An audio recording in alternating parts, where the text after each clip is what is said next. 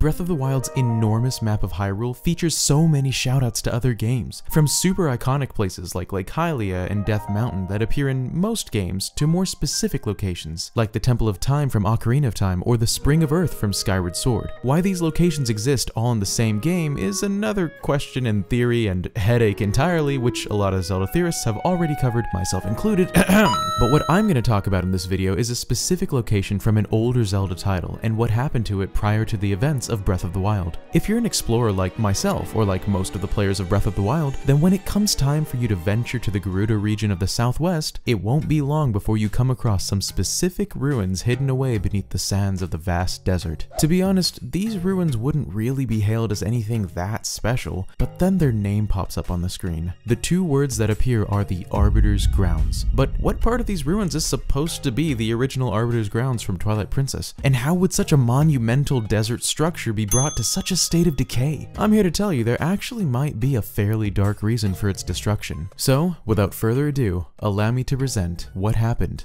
to the Arbiter's Grounds.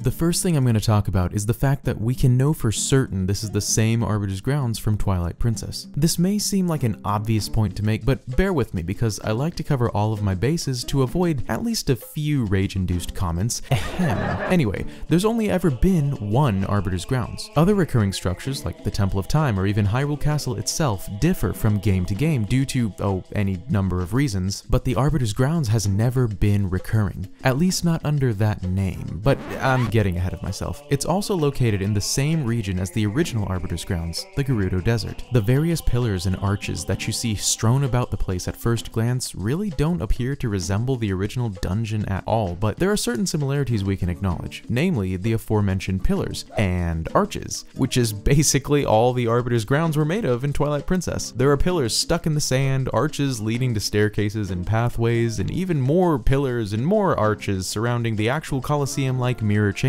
If you line up your sight within the first broken arch in Breath of the Wild's variant, you can tell that aside from the strange protruding rock in front of you, there used to be a walkway of sorts right through here. This lines out with the layout of this walkway from the original version. Also, the design of the arches in Breath of the Wild do differ from the arches in Twilight Princess. However, it's implied that both were made by the Gerudo, with the Twilight Princess architecture featuring the Gerudo symbol and the Breath of the Wild architecture featuring Gerudo design patterns. It's possible that various decaying portions of the Arbiter's Grounds, which were already shown to be in a state of decay in Twilight Princess, were rebuilt prior to its eventual ruin, leading to the similar style and layout yet differing architecture we see today in Breath of the Wild.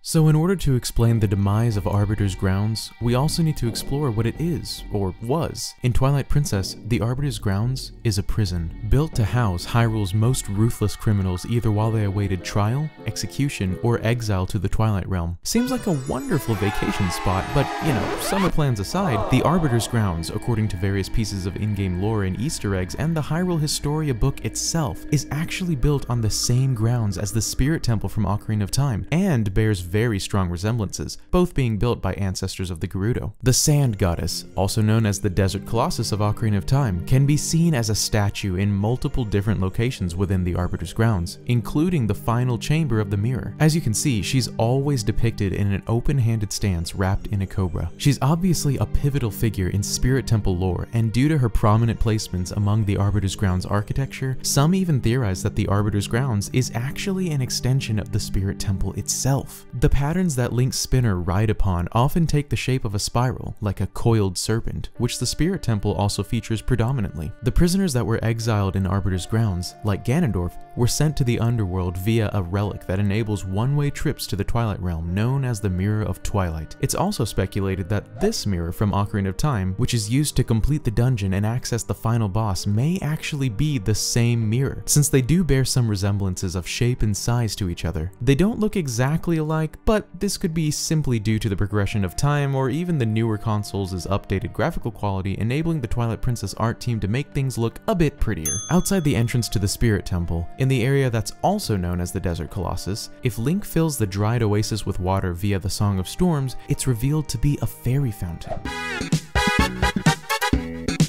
And wouldn't you know it, there's also a fairy fountain very close by the Arbiter's Grounds ruins in Breath of the Wild. The grounds were also notorious for its many paranormal spirits and demons that haunt its hallways, making its Spirit Temple origins even more plausible. It's also possible that the Arbiter's Grounds was built at the same time as the Spirit Temple in conjunction with one another, but Link was simply not able to access it in Ocarina of Time, due to the major parts of the desert being inaccessible during a sandstorm, the same kind of storm which appears in Breath of the Wild when Link strays too far from the main area. With its origins in mind, let's talk about what may have happened to this ancient prison.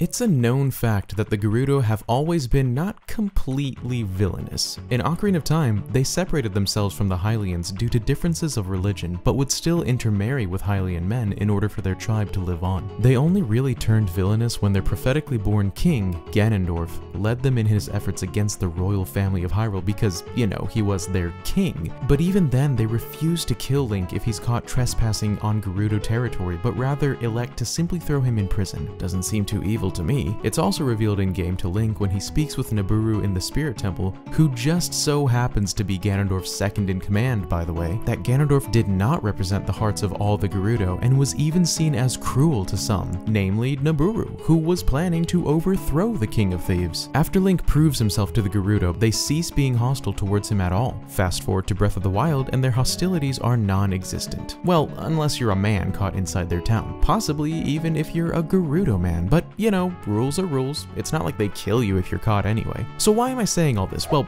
I'm making a point that the Gerudo have never been evil, and it was probably a really heartbreaking ordeal when their prophesied child king, Ganondorf, was revealed to actually be, oh, you know, possessed by the timeless incarnation of evil bent on the destruction of the goddesses. Talk about staining the Gerudo name. This is why Urbosa, who was not alive to meet Ganondorf personally, still had this to say about him. It was written that Calamity Ganon once adopted the form of a Gerudo. And that will make this victory all the more satisfying. I like that. Now I can take this personally. The Gerudo have also gone from expecting and accepting into their people group a male child once every century to blatantly barring any and all males from entrance into their community. They have allegedly sworn off even Gerudo men for the crimes Ganondorf committed. Also, while they used to be shown to worship a possibly different goddess, the Sand Goddess, the fact that there is now a line of champions of the royal family that is in fact Gerudo means they probably worship the same goddesses as Zelda and the other champions, probably. With the Spirit Temple and Arbiter's Grounds, whether they're separate or the same thing, representing not only the old ways of the Gerudo who worshipped the wrong goddess, but also being an eternal reminder of the very same spot where Ganondorf murdered the Sage of Water and just, you know, Ganondorf in general. I think the Gerudo destroyed the Arbiter's Grounds, leaving behind only a couple of ruins in the entrance, maybe as a small final reminder to never again fall as they once did. The Gerudo are a strong and proud tribe who have no room for weakness, so it makes sense that they would rid themselves of the monument to their sins. But what do you think?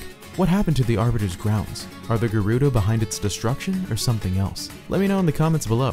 Thank you all so very much for watching. I hope everyone's having a good holiday season. I know I am. Huge thanks as always to my amazing patrons, including a few new names. Avinkaru, Grizzly Mang, and Aura are new to my elite supporter list, so you guys, thank you so much. If you're interested in getting your name up here at the end of all my videos and joining the elite of the elite, follow the link in the description below. Also, I'm on Twitter now, so that's a thing. If you want to be in touch with me a little bit closer than just here on YouTube and hear whatever weird thoughts pop into my mind, like this one, for instance, follow me at Bandit Nintendo or click the link in the description below. Also down there is the link to my Discord page, so, you know, plenty of options to connect more if you want to. I think that's all I've got for you guys today, so as always, I hope you have a great rest of your day.